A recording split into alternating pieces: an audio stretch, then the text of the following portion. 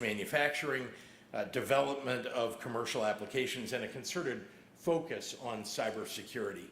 And I want to say that I feel like it's Groundhog Day, because a number of years ago I was involved in helping to lift Chicago in the information technology world to make sure that we had really missed out on an opportunity a number of years ago, back in the early 90s, late 80s, when at the University of Illinois, with a supercomputer, with ARPANET, connecting with lots of PhDs and others who were playing around with this thing that nobody really had a name for other than ARPANET, that became the internet.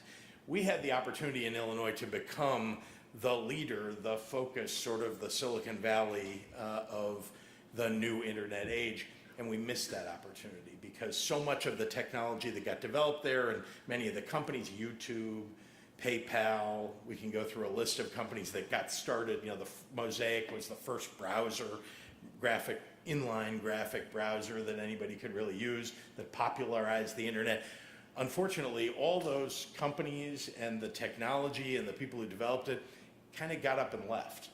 And they left because they were attracted to other places who were providing a welcoming environment and capital, and where the government was, helping them to succeed. So with the advent of quantum, I want to be clear to all of you, we're not going to miss that opportunity. But I was involved in trying to lift Chicago up from being kind of in the mid-teens in terms of our ranking among cities in the United States for internet and information technology. And we succeeded in some ways. We certainly are in the top 10 now for cities in the country in the development of the internet. But in quantum, we're number one. And we're going to stay number one because we're going to make these kinds of investments. Harnessing the power of this transformative technology, though, takes much more than just money. And broadly speaking, what it takes is a quantum ecosystem. And those are the things that we are intending to and are in the process of building here in Chicago and Illinois. Driven in part by the support and power of the block and of duality, Chicago is already home to many of the major and developing players in quantum. Some of the startups that you may know and have heard of, some of you may come from, Inflection, MemQ, QBraid, D-Wave, AeroQ, and those are just a few. There are many others, and we want players from around the country, from startups to Fortune 50 tech companies, to build their futures here in the Chicagoland. We have all the necessary ingredients, from talented scientists to startup capital to the best equipped labs in the entire world and the largest companies in the United States. We're the second largest home of Fortune 500 companies in the entire country. What the ecosystem needs is sometimes for government to step out of the way, but also for government to remove some of the barriers, like the massive investment in cryo facilities and fabrication labs that many of the quantum hardware companies need and normally require, but it's too expensive for each individual company, right? And they need a home for collaboration and partnership. So 6 months ago, I proposed that we tackle these problems, and I went to the General Assembly here in Illinois and asked that we build all of what I just described on an independent quantum campus right here in the Chicago area, a place where the sharpest minds in quantum could come together to shape the future of the industry, catalyzing private capital to come here and even more public investment into this burgeoning field. I even proposed a series of tax incentives and an international quantum enterprise zone. Well, the General Assembly approved all of that in May. And now we have a $500 million investment that's going to be planted here in the Chicago area. We'll be making more and more announcements about that relatively soon, and about companies that we're partnering with. But just 2 days ago, the Defense Advanced Research Project Agency, DARPA, became our very first partner. They came to us a couple of months ago when they heard we were trying to do this, and we started discussing it. And what they've announced 2 days ago with us is that they'll commit up to $140 million to locate a joint quantum proving ground on our quantum campus, where quantum computing prototypes will be tested and evaluated as part of DARPA's quantum benchmarking initiative. So we're going to host now on that campus the most innovative, renowned federal agency in innovation. The same organization that was responsible for things like, well, ARPANET, and things like the development of GPS and weather satellites, and there's a whole big long list of technologies that they began to develop often for defense purposes, but that became technologies that all of us use in everyday life. Quantum has the potential to revolutionize the world as we know it and unlock scientific and technological progress beyond our expectations, with applications from cybersecurity to pharmaceuticals to manufacturing and beyond. I had someone describe to me just the other day the opportunity to take what could otherwise take 10 or 15 years to develop a cure for a challenging disease, that take that time frame that often is just test, 5,000 molecules over a long period of time, and be able to do something that otherwise took 10 or 15 years in 3 weeks. So imagine what we would be able to do if we were the hub of quantum technology in the country. We have an opportunity and a responsibility to wield this great technology for the betterment of the entire world. Illinois has fast become a leading quantum ecosystem with fast developing infrastructure. Major players in government, finance, business, and academia are making Illinois the epicenter of the quantum revolution. I want to extend an invitation to all of you to be part of that very same thing. For those of you who are here in town, to help gather the ecosystem that we've been putting together and be part of that. For those of you from out of town, move to Chicago. Become part of our ecosystem. We're not only the best state in the nation to grow your quantum enterprise, we're also the best place in the country to live, work, play, and raise a family. And so I am grateful to all of you for being here, for joining us. Thank you for being a part of today's enterprise. And to all of you who are visiting, make sure you try Chicago pizza if you haven't done that before. Enjoy a Chicago hot dog, but most of all, enjoy your stay in our great state. Thank you. I almost missed the opportunity to introduce really one of the great statesmen in our country who happens also to be our senior United States Senator and someone who provides the funding. I mean, he fights for the funding that makes everything that I just talked about possible. That DARPA, succeeds, the new technologies that we want developed by the federal government succeeding, all is a result of work that gets done on the Senate floor by the Senate Majority Whip and our longtime and great, powerful Senator Dick Durbin.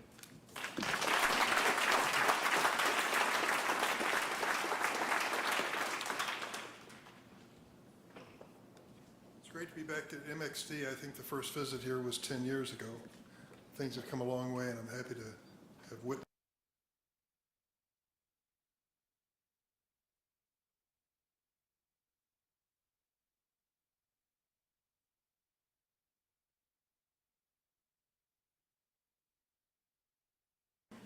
This is the third event this week addressing the quantum issue.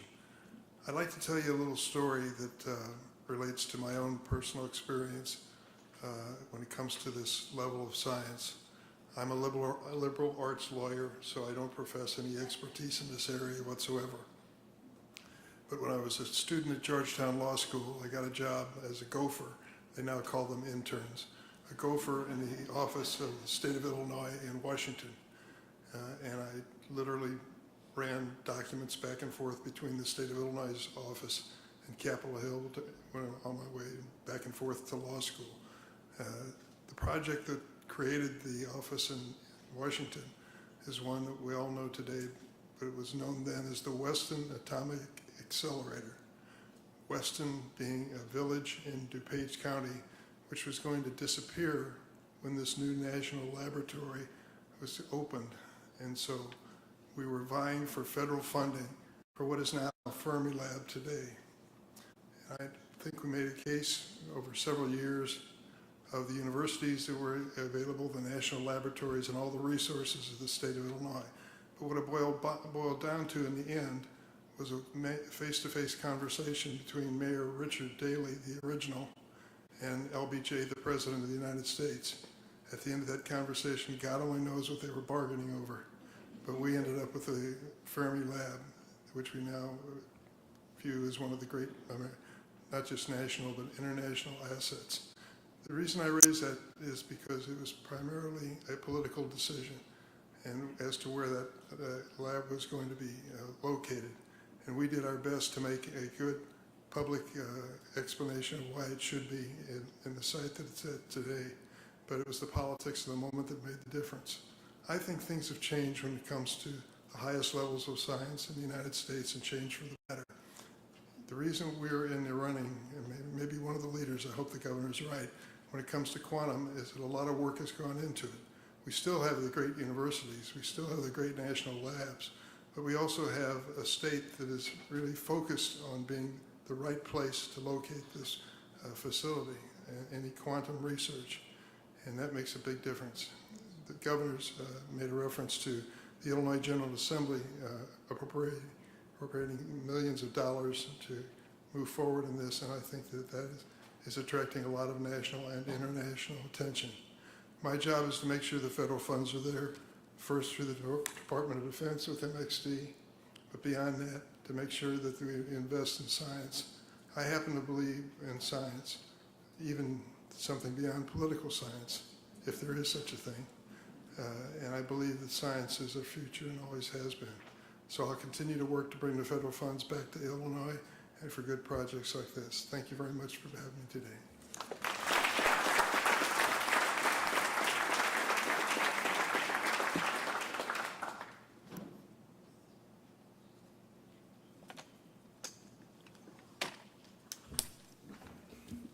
All right, let's have another round of applause for our elected representatives. Took time out of their busy day to come talk. Thank you.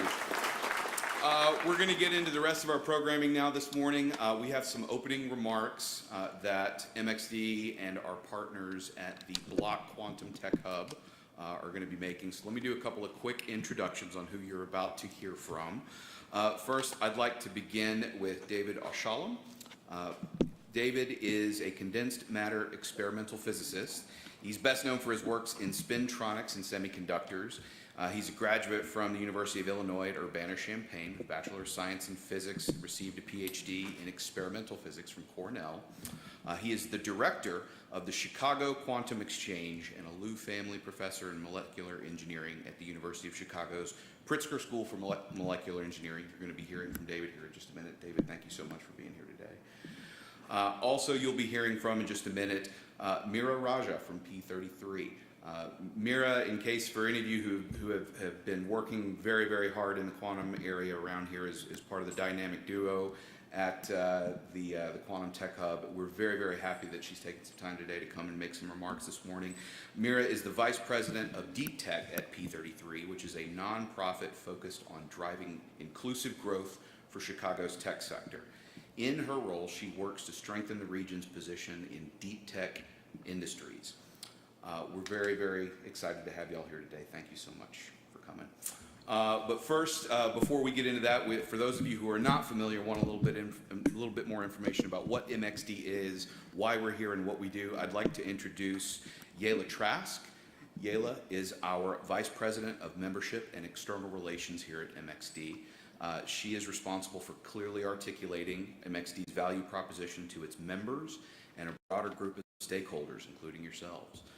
She is also responsible for building and maintaining strong member and strategic partnership relationships and overseeing the management of the MxD brand. So without further ado, let me go ahead and turn it over to Yela. Thank you so much for being here.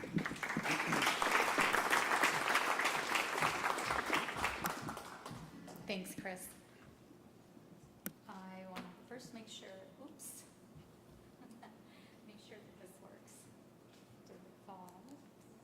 get too far. Should I, am I using this? No. Sorry. Just want to make sure that we are, that the technology is working in the technology event, right? While we get that figured out, oh, this one with the big green button. Okay, awesome. There we go. All right, great. So thank you all for being here. Yella Trask, VP of Membership and External Relations. I want to thank the governor and the senator once again. I want to thank our partners, the Block, P33, who you're going to hear from as well. I will say just a few remarks because I really want you all to jump into the agenda and enjoy the event here. So thank you, Chris, for the introduction. So how many of you have been to MxD or are familiar with MxD? Okay, fantastic. So I'll try not to be too repetitive and run us through this fairly quickly. So MxD overview. So Digital Manufacturing and Cybersecurity Institute. If you haven't figured it out quite yet, M's manufacturing, D is digital. There you go. Manufacturing times digital.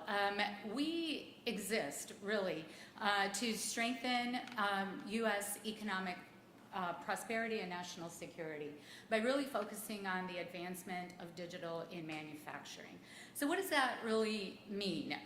As the Digital Institute, we were also designated as the Cybersecurity Institute. Because as you know, if you're looking to connect anything, be it people, processes, systems, you need to be thinking about cyber front and center. So we had that designation a few years ago as well. We are, I'm going to jump to the next slide, we are one of 17 manufacturing innovation institutes. We are supported by the Department of Defense. As Senator Durbin just mentioned, we are celebrating our 10-year anniversary. I'll say a few more words about that towards the wrap-up. And we were formed as a public-private partnership under the Obama administration, as were the other institutes. And so the primary driver behind that was looking at where U.S. manufacturing competitiveness was relative to the rest of the world, and zeroing in on key technology areas where some of the other institutes, that's what's different about MxD, most of the other institutes focus on specific technology areas, be it additive, be it lightweight materials.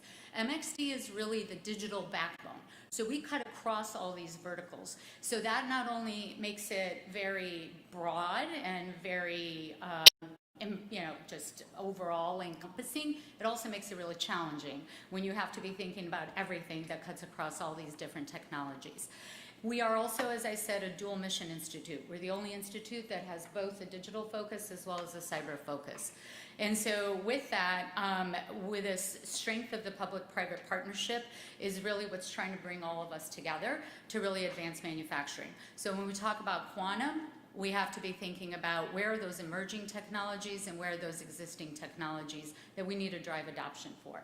So how do we do that? We do that primarily in three ways. Convening. We have all of you here. It's part of our, as I think it was the governor that said ecosystem. You're going to hear that word a lot in just these next 5 minutes. So as I said, if this were a drinking game, we'd all be drunk by now because ecosystem is so critical. We are convening the ecosystem to identify the challenges that industry is dealing with, the opportunities that industry is dealing with by sharing best practices, identifying those challenges.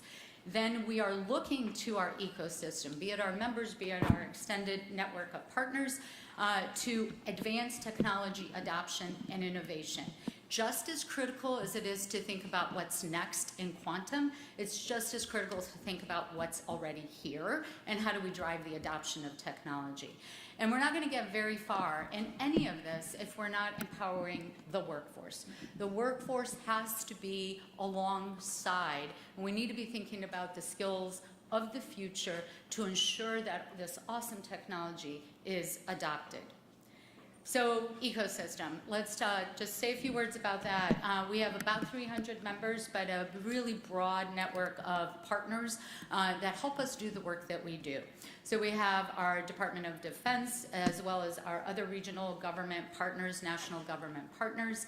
We have manufacturers of all sizes. You probably have seen some of the names on our website, through our atrium. They are the largest of the large, and they are the smallest of the small. Solution providers, academics, and nonprofits. It is the classic model of public-private that allows us to do the work that we do. So when we talk about manufacturing, we always like to level set how we look at manufacturing. There are about 240,000 manufacturers. This slide really does an awesome job of really showing how over 90% of manufacturing is small, mid-sized manufacturers, less than 20 employees. So think about what the needs are of those types of manufacturers versus the ones that are in the far, you're right, of the large manufacturers. When we think about, it kind of gets to the whole advancing innovation, you're going to really find that most of that probably is done over to the right, to the large manufacturers, as well as the innovators and solution providers. But what we cannot lose sight of is the backbone of U.S. manufacturing is small, mid-sized manufacturers. They are the supply chain of these OEMs and primes. So we're always thinking about this in a more holistic way. These numbers are really all probably very familiar to you. 24% of GDP is driven by manufacturing. 9.6% of our employment, maybe even higher. This slide is maybe a couple months old. Bernardino mentioned high-paying quality jobs, right? So 8.8% compensation higher in manufacturing. We still have a lot of work to do to change the stigma of manufacturing. And when it comes to quantum and when it comes to these advanced technologies, Gen AI, we look at that as really changing the look of manufacturing and really helping bring in and close some of those gaps, which gets me to the challenges that manufacturing is facing. Over 11% of the smallest manufacturers we lost in the last 10 years. Over the last 3 years, we just released a cyber report, cyber and manufacturing report, just went out this week. It's all over our social media. But this stat is actually from a report that IBM has been producing that looks at which industries are most attacked. For the last 3 years, manufacturing has been the most attacked industry. And when I talk about the small, mid-sized manufacturers, they often think that they're not really on the radar, that they're not going to get attacked because they're not that big. But if you are part of a supply chain of a Rolls-Royce, of a Lockheed, of a Boeing, any link in that supply chain is going to be critical at keeping those industries running or bringing them down, unfortunately. And then, of course, workforce. We are looking at 2030 sounds like it's far off. It's not, right? It's like 6 years, 5 years.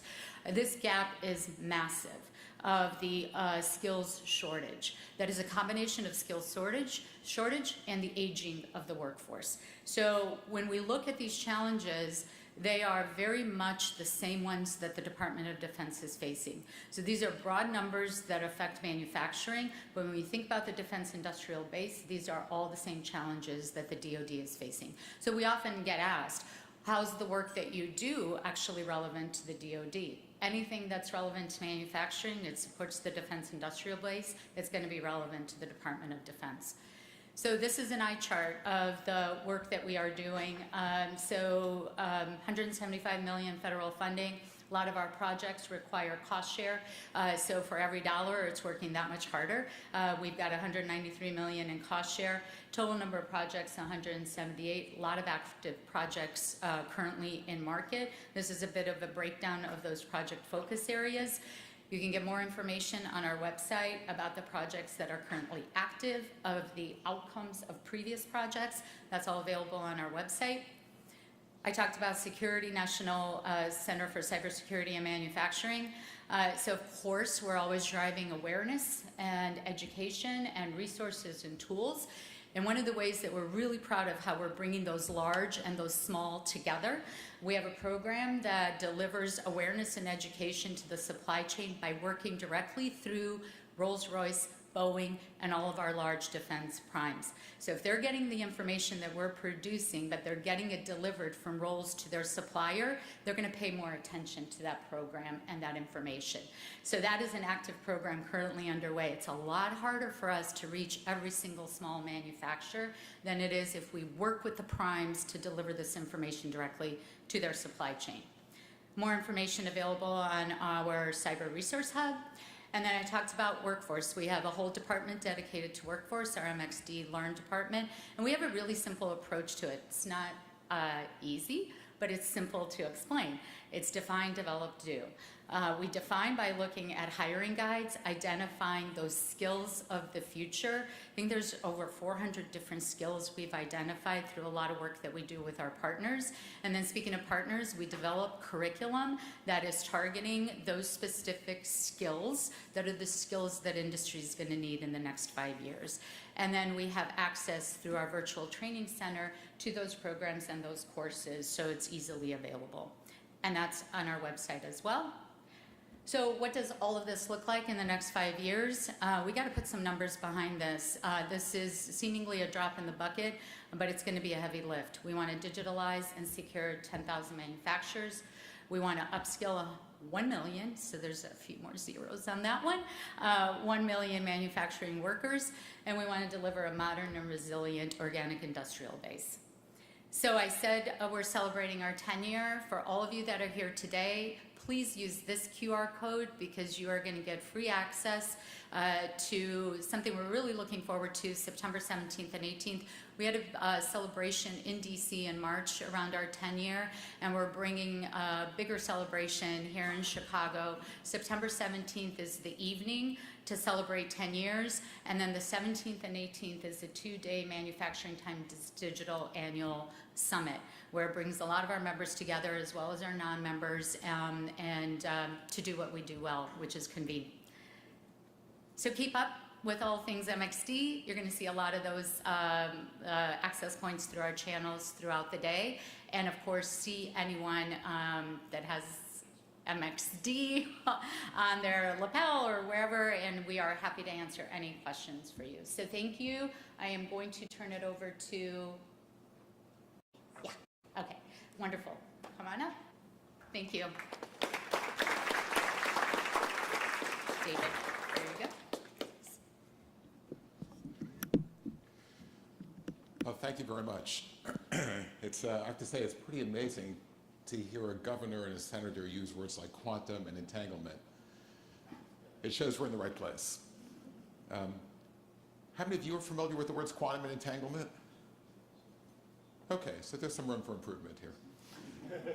Anyway, it's a pleasure to be here and tell you a little bit about how in the region we've been working together to build a pretty unique ecosystem here in Illinois throughout the state, trying to do something I think that's been very different in science technology, which is to blur the distinctions between industry, national labs, and universities, and to think about scientific and technical targets to work on together, and to really change the way this engine works together.